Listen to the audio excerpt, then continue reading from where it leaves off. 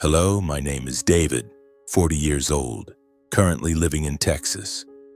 I was once called a successful entrepreneur in one of the largest and most populous states in America. The mansion worth over $10 million stands as proof of that, the greatest source of pride in my assets. The house sits majestically in the suburbs of Dallas with pristine white walls, a red-tiled roof in the Spanish style, and a sprawling garden shaded by ancient oak trees. 10 years ago, when I signed the papers to buy this house, I thought it would be the place to hold all my dreams. A happy family, a loving wife, and a son growing up in safety and abundance.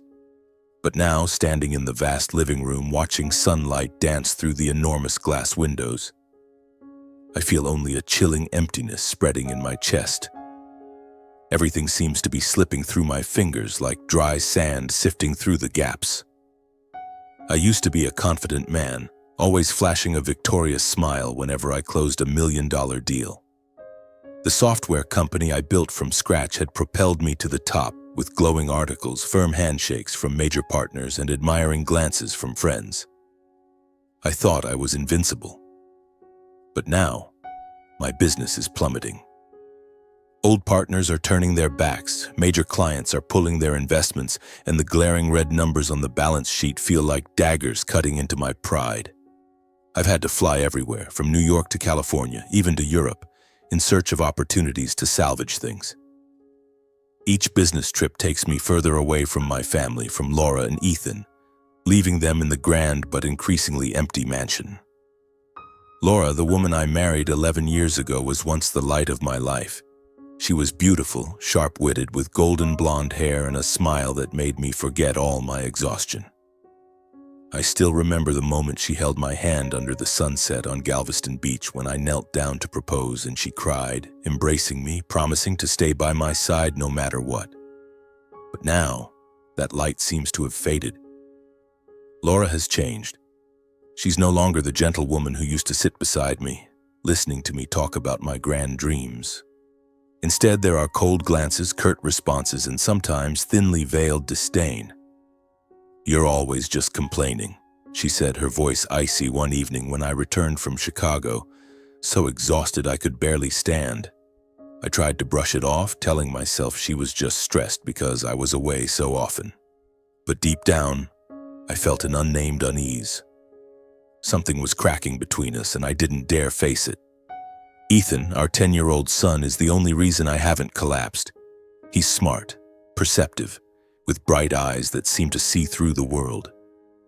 Ethan takes after me, from his curly hair to the way he purses his lips when thinking, but his eyes carry Laura's depth and emotion. Every time I look at Ethan, I feel both pride and guilt.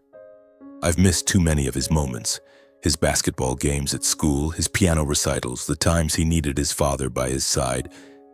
Each time I return from a trip, he runs into my arms, hugging me tightly as if afraid I'll disappear. But even Ethan, with his keen sensitivity, has started to sense the changes in our family. It was an early autumn morning, the Texas air unusually cool. I sat at the dining table, my coffee long gone cold, watching Ethan focus on his homework. His brows furrowed in concentration, so intense I didn't want to disturb him. The expansive kitchen with its gleaming granite countertops and state-of-the-art appliances used to be where Laura and I cooked together, laughing and joking. Now it was filled with silence. Laura had left early, saying she was meeting a friend. I didn't ask further, though a flicker of suspicion stirred in me. She'd been going out often, dressed more elegantly than usual, even when staying home. "Dad, are you going somewhere again today?" Ethan looked up, his voice clear but tinged with worry. I smiled, trying to hide my fatigue. "This afternoon I have to fly to Seattle, son, but it's just a few days. I'll be back soon."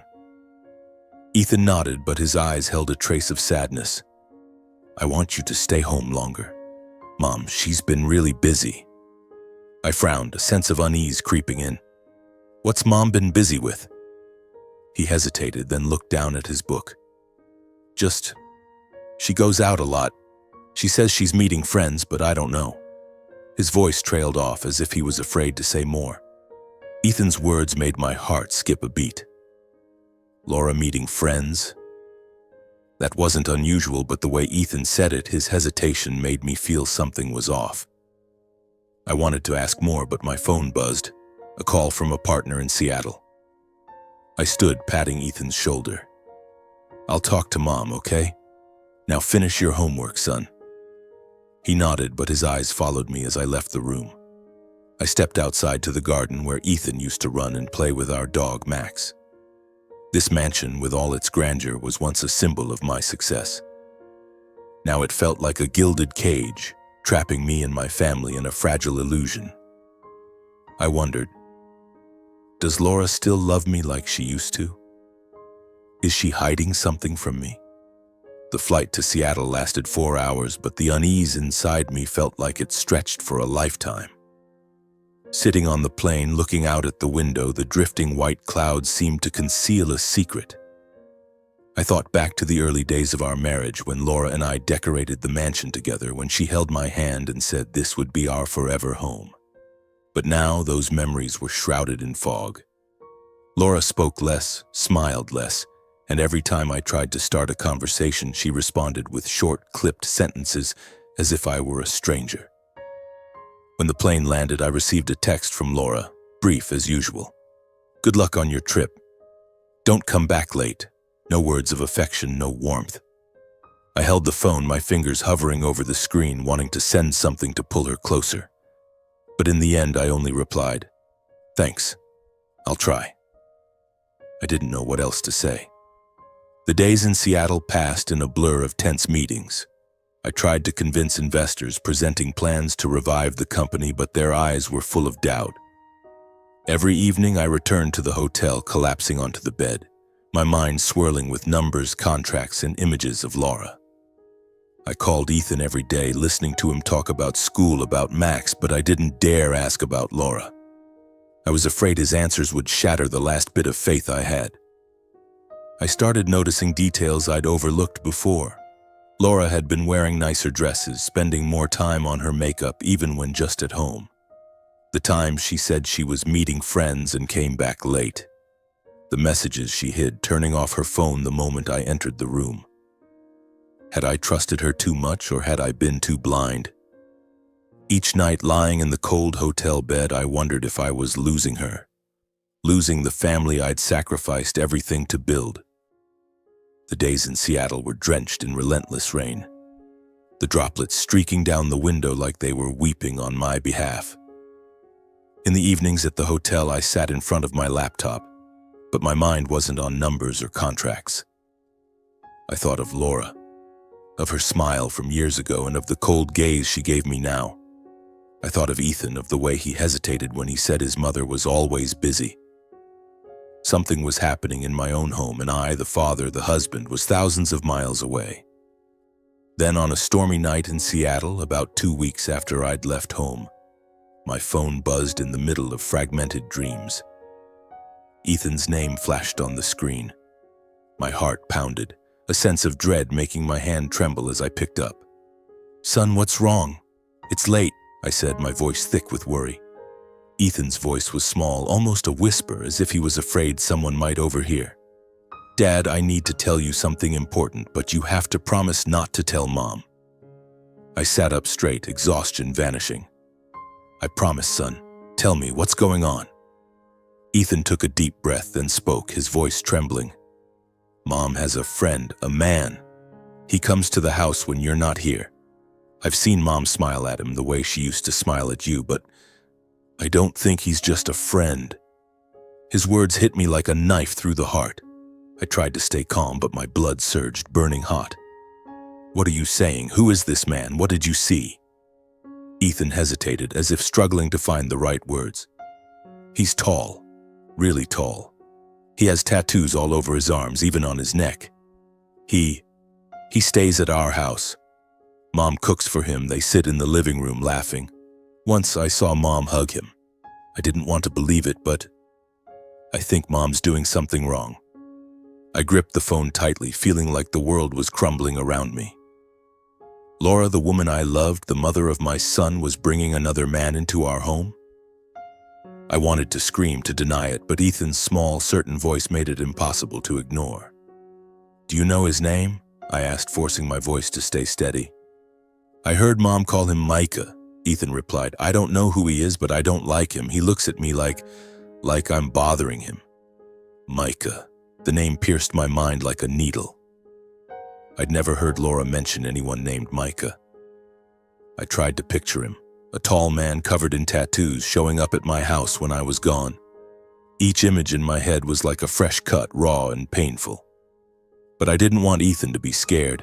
He'd been brave enough to tell me, and I had to protect him. Thank you for telling me, Ethan, I said, my voice hoarse. Son, from now on, be careful, okay? Don't say anything to Mom, and if you see anything strange, text me right away. I'll come home as soon as I can. When will you be back? Ethan asked, his voice full of hope but tinged with fear. I'll try to be home in a few days, I promise. You stay safe, okay? Ethan nodded through the screen, his eyes glistening with tears. I want you home, he whispered, then hung up. I sat there in the dark hotel room feeling like I was drowning. Was Laura betraying me? With some guy named Micah? I didn't want to believe it, but the pieces were starting to fit. Her late nights out, the hidden messages, the cold looks. I'd tried to dismiss it, telling myself it was just stress, that Laura was still the wife I loved. But Ethan's words were a slap, waking me from my blind delusion. The next few days in Seattle were a nightmare. I went to meetings, talked to investors, but my mind was elsewhere. Every time my phone buzzed, I jumped, hoping it was Ethan, but dreading worse news. I started noticing every detail in our video calls. Once I saw a strange jacket hanging in the living room, a black leather one, not mine. Another time, Ethan accidentally panned the camera to the window, and I glimpsed a black pickup truck parked outside, one I'd never seen before. I texted Laura, trying to sound normal. How are you? Is Ethan okay? But her replies were always short, cold. Everything's fine. Focus on your work. Each message from her made my blood boil. Then one night, Ethan sent me a text, just one line. Dad, he's here again. Attached was a short video. I opened it, my heart pounding. The footage was blurry, probably filmed from a hidden corner of the living room. I saw Laura wearing a tight red dress, laughing loudly with a man. He was tall, dressed in a black t-shirt, his arms covered in tattoos, snakes, skulls, and strange symbols. He leaned down, whispering something in Laura's ear, and she laughed, placing a hand on his chest. That gesture hit me like a hammer. I replayed the video over and over, each time a fresh stab of pain in my chest. But what chilled me to the bone wasn't just their intimacy. It was the man's face. He had scars on his cheek, one long gash running from his temple to his chin like he'd been slashed. His eyes were sharp, cold, not the eyes of an ordinary lover. There was something dangerous about him. I gripped the phone, my mind reeling. This wasn't just betrayal, this was a potential threat. I couldn't stay in Seattle any longer, but I needed to know more. I opened my laptop, went to the FBI and U.S. Marshals websites and searched their most wanted lists. I didn't know what I was looking for, just a gut feeling guiding me. I entered the description: male, tall, around 35 to 40 years old, tattoos, facial scar. And then I found him. Micah Daniel Reed, 38, wanted for fraud, aggravated assault, and robbery. The photo matched the man in the video perfectly. Short black hair, a long scar on his cheek, a snake tattoo on his neck. My heart stopped. The man in my house, the one Laura was laughing with, was a dangerous criminal. I texted Ethan immediately. Son, be careful. Stay away from him, I'm coming home now. But Ethan didn't reply. I called, the phone rang, but no one answered. Panic burned through me. I cut my trip short, booking the earliest flight back to Dallas. On the plane, I couldn't stop thinking about Ethan, about Laura, about Micah. He wasn't just my wife's lover, he was a threat. And I, the father, the husband, had let him walk into my home. The plane touched down at Dallas-Fort Worth Airport in the thick of night. I gripped the armrest, my heart pounding, my mind swirling with images of Ethan and Micah, the wanted criminal with his terrifying scars and tattoos. The last text I sent Ethan still went unanswered. I called again, the phone ringing endlessly with no response. Each passing second felt like a knife twisting in my chest. I had left my son in that house with a wife I no longer recognized and a dangerous man. I, David, who once thought I controlled everything, was now a powerless man racing against time to save my family. I bolted out of the airport, jumping into the first taxi I saw. "Highland Park, as fast as you can," I nearly shouted at the driver. He nodded, sensing the panic in my voice, and asked no questions. On the way, I checked my phone obsessively, hoping for a text, a call from Ethan, but the screen remained blank. I pictured my mansion, the white walls, the oak-shaded garden, once our sanctuary. Now it felt like a trap, holding my son captive with a criminal and a betraying wife. When the taxi stopped in front of the mansion's gate, I barely recognized my own home. The iron gate stood silent, the streetlights casting eerie shadows of swaying trees, as if whispering of some horrific secret. I paid the driver, stepped out, and immediately noticed something wrong. The front door was locked. I always left it unlocked when coming home, and Laura knew that. I knocked, calling out loudly, "Laura! Ethan! Open the door!" No response, only the whistle of wind through the trees. Panic seared through me. I fumbled for my key, but the lock wouldn't budge. Someone had changed it. A chill ran down my spine. I pounded on the door harder, nearly frantic. "Laura! Ethan!" Then I heard it. A faint, desperate cry from inside, small but unmistakable. It was Ethan's voice. "Dad, help me!" Adrenaline surged through me. Without thinking, I ran to the back of the house, grabbing a large stone from the garden. The glass door to the living room was the weakest point. I hurled the stone, the crash of shattering glass piercing the night, shards scattering across the floor. I climbed through the broken frame, ignoring the sharp edges slicing into my hands. Blood dripped, but I felt no pain. Only one thought consumed me: save Ethan. The house was dark inside, lit only by the dim glow of hallway lights.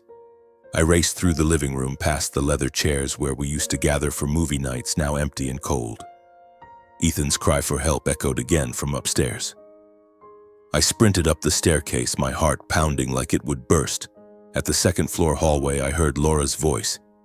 Not the gentle one I once loved, but a cold, cruel tone.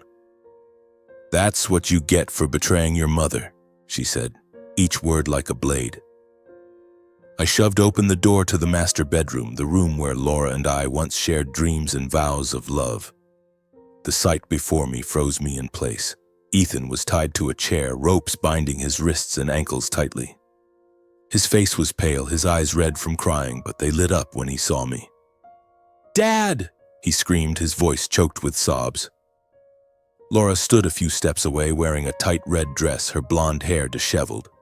Beside her was Micah, the man from Ethan's video, tall, covered in tattoos, with a long scar across his cheek.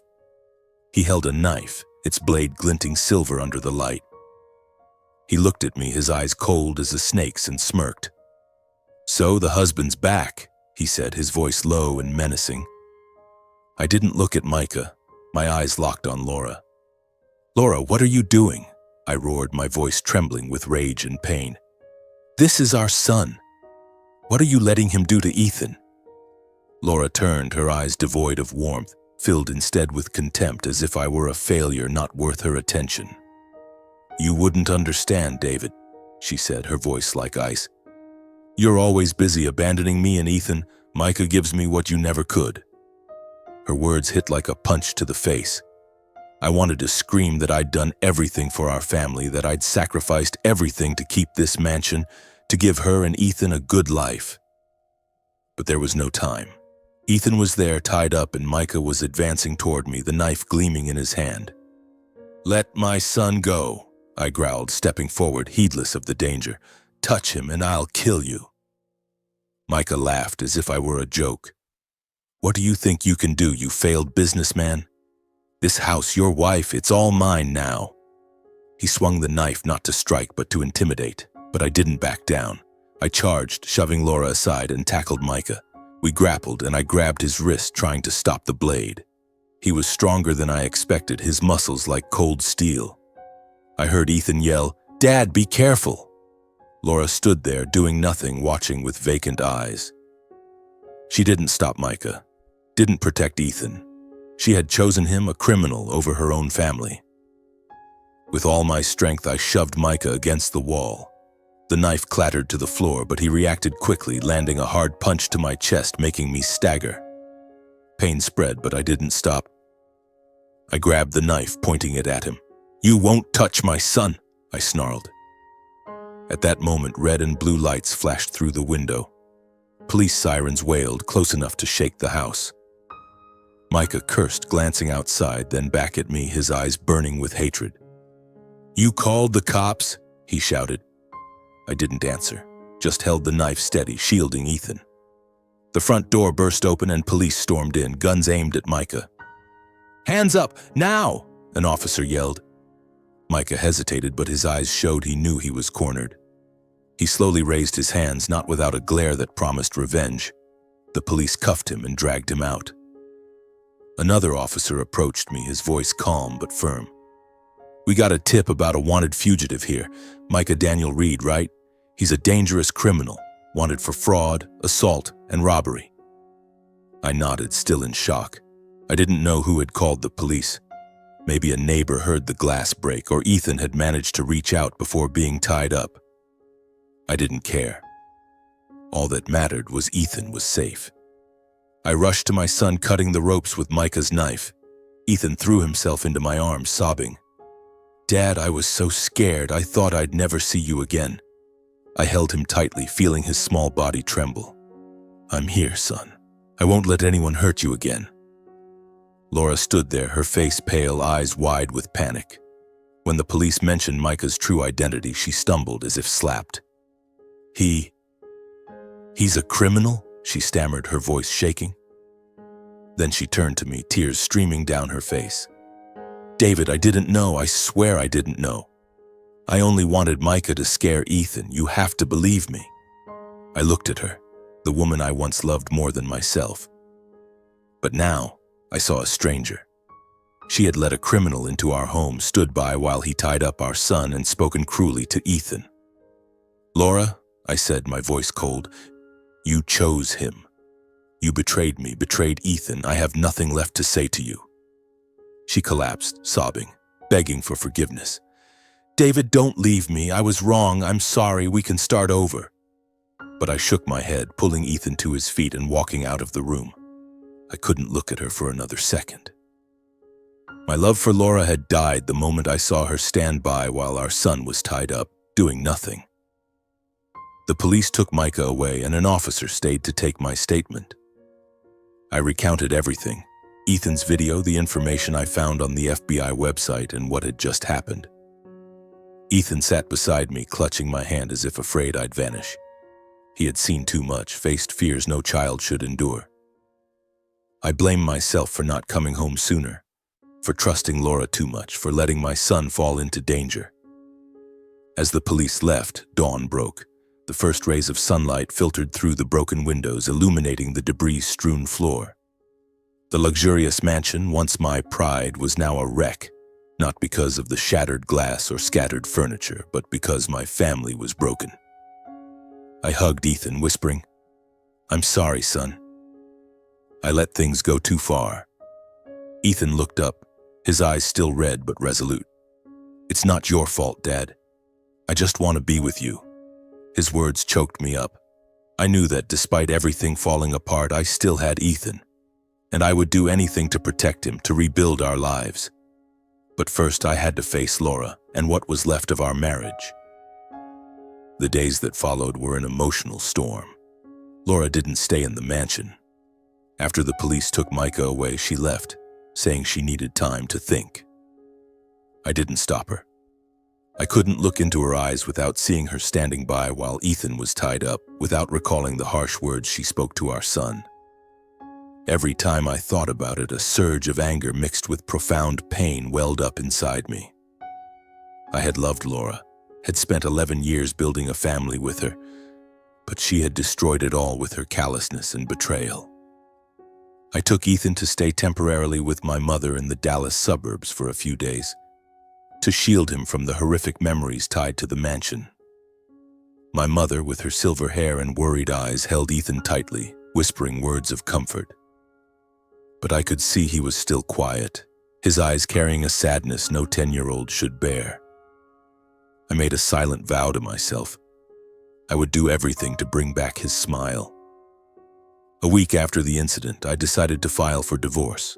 I met with my lawyer, James, a middle-aged man with a deep voice and sharp eyes. "David," he said, "are you sure you want to go through with this? Divorce will be complicated, especially with assets like the mansion." "I'm sure," I replied firmly. "Laura is no longer my wife. She betrayed me, betrayed Ethan. I just want this over and to protect my son." James nodded, jotting something down. "You need to brace yourself. Laura might demand a share of the assets, and the $10 million mansion will be a big target. Do you want to keep it?" I thought about the mansion, the white walls, the oak garden, the happy memories now tainted. It had been my dream, but now it was just a reminder of failure. "If I have to split assets to end things with Laura, I will," I said. "But I want Ethan safe, in an environment free from her shadow." James nodded, promising to prepare everything for the court. But deep down, a nagging worry lingered. Laura wasn't one to give up easily. She had changed, but I knew her. Sharp, determined, and sometimes ruthless. She would fight for what she wanted, and I wasn't sure I was ready to face her. The court date arrived faster than I expected. That morning, I stood before the mirror, adjusting my tie, trying to hide the exhaustion on my face. Ethan sat at the dining table wearing his favorite blue shirt, looking at me with eyes both anxious and trusting. "Dad, will everything be okay today?" he asked, his voice small but steady. I smiled, though my heart was heavy. "Everything will be fine, son, I promise. You don't have to go to court, but if you want, I'll take you." Ethan nodded. "I want to go. I want to be with you." I took his hand, feeling the small but strong grip of my son. He had been through so much, and I knew his presence would give me the strength to face Laura. The Dallas courtroom was cold, with stark white walls and rigid wooden chairs. Laura sat across the room, dressed in a simple black dress, but her eyes remained icy. She didn't look at me or Ethan, only at the judge, as if trying to maintain a facade of calm. Her lawyer, a young woman with a sharp voice, stood and presented Laura's demands: an equal share of the assets, including the $10 million mansion and custody of Ethan. Hearing that, I clenched my fists under the table. Custody of Ethan? She dared to ask for that after what she'd done? I glanced at Ethan beside me, his eyes filled with anger but also resolve. I knew he would never agree to live with Laura, not after what he'd witnessed. James stood, countering calmly but incisively. "Your Honor," he said, "Mrs. Laura committed marital infidelity, allowed a wanted criminal into their home, and was complicit in endangering their son, Ethan. We request that the court deny her demands for asset division and custody, as she is no longer fit to be a mother." The courtroom fell silent, save for faint whispers from the back. Laura bowed her head, but I saw her hands clench, as if restraining her anger. Her lawyer stood, her voice rising. "Your Honor, my client was unaware of the man's criminal history. She was a victim of deception. She has a right to her share of the marital assets, especially the mansion where she lived for 11 years. My blood boiled. A victim? Laura was no victim. She chose Micah, let him into our home, stood by while he tied up Ethan. I wanted to stand and scream at her, but James put a hand on my shoulder, whispering, "Stay calm, David. Let the court handle it." The judge, an older man with a stern gaze, asked both sides to present further evidence. I recounted everything: Ethan's video, the FBI information about Micah, and the horrific scene in the mansion that night. When questioned, Laura repeated that she didn't know Micah was a criminal, that she was lonely because I was always away. But her voice trembled and her eyes wavered. She knew she was wrong, but she wasn't truly remorseful. After reviewing the evidence and statements, the judge spoke, his voice loud and clear. "Regarding custody, given Mrs. Laura's actions and behavior, her request for custody post-divorce is unacceptable. As for the assets, specifically the $10 million house, the court recognizes that Mrs. Laura has legal rights and obligations concerning the division of marital property. Therefore, she is entitled to a portion of the assets' value under the law. I felt this was fair enough. As long as Ethan stayed with me, that was all that mattered. The division of assets no longer felt important. But then, Ethan suddenly stood up. The small 10-year-old boy spoke clearly and boldly, stunning the courtroom. "Your Honor," he said, "the mansion Mom wants to split isn't marital property. That house has belonged to me for a long time." I stared at Ethan, shocked, speechless. Laura turned, her eyes wide as if she couldn't believe her ears. "Ethan, what are you saying?" she asked, her voice shaking. Ethan looked straight at the judge, unafraid. 8 years ago, my mom and dad transferred ownership of the mansion to me. They said it was to protect the asset in case Dad's business ran into trouble.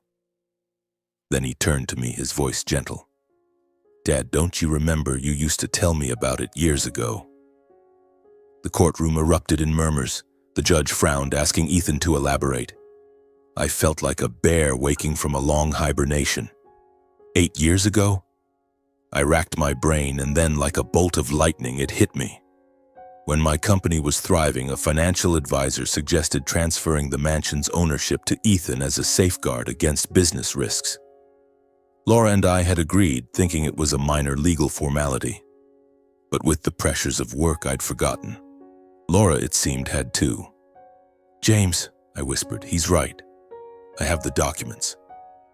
James nodded, immediately requesting permission to present evidence. The judge ordered a recess. I sped to my office, rifled through my safe, and as expected found the transfer documents from 8 years ago, complete with Laura's and my signatures. I raced back to the courthouse. When I handed the papers to the judge, Laura nearly screamed, "That's impossible! That's my house! I never agreed to this!" But the documents didn't lie. The judge reviewed them carefully, then declared, "The mansion in Highland Park, Dallas is legally owned by Ethan, not marital property. Mrs. Laura's request for asset division is denied. Regarding custody, based on the events, the court awards full custody of Ethan to Mr. David." Laura burst into tears, collapsing into her chair, covering her face. "David, please," she begged, her voice breaking. "Don't do this. I'm sorry, I don't want to lose everything." I looked at her, but all I felt was disappointment. "Laura," I said, my voice calm but cold, "you lost everything the night you let Micah tie up Ethan. You chose him, chose your selfishness over our son. Now you have to pay the price." Ethan spoke up softly, his voice cutting through the tense air. "Mom, I wish you happiness. Dad and I will be fine. Don't worry." I took Ethan's hand and led him out of the courtroom. Laura was still crying, calling my name, calling Ethan's, but I didn't look back. Ethan held my hand tightly, walking with a resolve I didn't expect from a 10-year-old. As we stepped out of the courthouse, Dallas's bright sunlight poured down, but the storm in my heart had passed. I looked at Ethan, and he looked back, giving me a small smile, the first I'd seen since that horrific night. We returned to the mansion. The broken glass had been cleared, but the air inside still felt heavy. I stood in the living room, looking out at the oak garden through the new glass window. "You and I won't let anyone hurt us again," I said, my voice soft but certain. Ethan nodded, standing beside me. "I know, Dad. I just need you." I hugged him, feeling my heart slowly warm again. Laura had lost everything, not just the mansion, not just her family, but her dignity. She left the courthouse empty-handed, carrying the shame of her affair with a wanted criminal. But Ethan and I, we still had each other. And that was all that mattered. The first few weeks after the trial were an eerie quiet. The mansion, still splendid with its white walls and Spanish-style red-tiled roof, no longer felt like a home. Every corner stirred memories. Laura's laughter as we painted the living room together, cozy family movie nights, and the haunting image of Ethan tied up, his eyes filled with fear. I wanted to leave, to sell the mansion and start anew somewhere untainted by the past. But whenever I looked at Ethan, I saw that he still loved this house. To him, it wasn't just property, it was the place where he'd fought to protect us, where he'd proven his strength. "Dad, I don't want to leave," Ethan said one afternoon as we sat in the backyard under the oak tree's shade. He held a stick, drawing circles in the dirt. "This house is ours. Mom may have done wrong, but I want to keep it, to remember that we got through it all." His words choked me up. Ethan, though only 10, was more mature than I'd realized. He wasn't just a child needing protection, he was the one who'd saved me, reminding me of the strength of family. "All right, son," I said, ruffling his hair. "We'll stay, but we'll make this house our own." I started with small changes. I hired painters to cover the cold white walls with warm hues, soft yellow, beige, and olive green. I replaced all the glass doors and windows, unwilling to let any shards from that horrific night remain. Ethan and I rearranged the living room together, hanging his school artwork and adding a new bookshelf for the science books he loved. The mansion slowly took on a new life, no longer Laura's shadow, but a place that belonged to Ethan and me. My business, after months of spiraling downward, showed signs of recovery. The grueling business trips had planted seeds for new connections. A month later, an investor from Seattle who'd once been skeptical called me. "David," he said, his voice deep but friendly, "I reviewed your plan. I think we can work together. Send me a detailed proposal and we'll get started." I could hardly believe my ears. After months of despair, this was the first glimmer of hope. I dove into work not for ambition or fame anymore, but for Ethan. I wanted him to see his father wasn't a failure, that I could rise from the ashes. I worked from home in the small upstairs office to stay close to Ethan. Each evening, as he did homework at the dining table, I sat across from him, checking emails and chatting about school or his dream of becoming a scientist. But not every day was easy. Some nights I woke drenched in sweat, haunted by dreams of Laura's cold stare in the living room or Micah's gleaming knife. Ethan had his quiet moments too, sitting alone in the backyard staring into the distance. I knew he was still haunted by what happened. Once I caught him looking at the video he'd secretly recorded of Laura and Micah. "I just wanted to make sure it's really over," he said, his voice trembling. I hugged him, whispering, "It's over, son. I'm here and I won't let anyone hurt you again." To help Ethan cope, I took him to see a therapist. Mrs. Anna, an older woman with a gentle voice, helped him express the emotions he'd buried. After a few sessions, I noticed him smiling more, sharing funny stories from school. "You know, Dad," he said one day as we walked Max, "Mrs. Anna says I'm really strong. I protected you, didn't I?"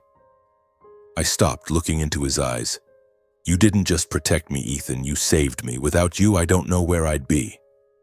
He grinned, a bright smile I hadn't seen in too long. "So we're a team, right?" "Absolutely," I said, squeezing his hand. "An unbeatable team." Our lives slowly found a rhythm. My company secured a new contract with the Seattle investor, and the red numbers on the balance sheets began to fade. I no longer had to travel constantly, leaving Ethan behind. I spent more time with him, taking him to basketball games, doing science experiments in the backyard, or simply reading together under the warm glow of a lamp. The mansion, once a gilded cage, became a place filled with laughter and hope. But Laura didn't entirely vanish from our lives. One day, months after the trial, I received a letter from her. No return address, just a white envelope with her familiar handwriting. I opened it, my heart racing, unsure what to expect. The letter was brief, but each word cut deep. "David, I know I don't deserve forgiveness. I was wrong, led astray by loneliness, and I hurt you and Ethan. I'm not asking you to take me back. I know that's impossible. But I want you to know I regret it. I'm trying to rebuild my life somewhere far away. Please take care of Ethan. He's the best thing we ever had. Laura." I read the letter, then folded it, unsure how to feel. Part of me wanted to tear it up, to erase Laura forever. But another part, the one that still remembered our happy days, felt a pang of pity. She had paid a price, losing her family, the mansion, her dignity. I didn't forgive her, but I no longer hated her either. I just wanted to move forward. I didn't show Ethan the letter, he didn't need more wounds, but I told him his mother had written that she was trying to start over.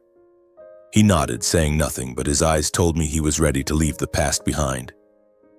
Our story doesn't end here. Life goes on with new challenges, sunny days and rainy ones too. But I know that as long as Ethan is by my side, I can face anything. The mansion, my business, the scars in my heart, they're all part of our journey. And together, Ethan and I will keep writing our story.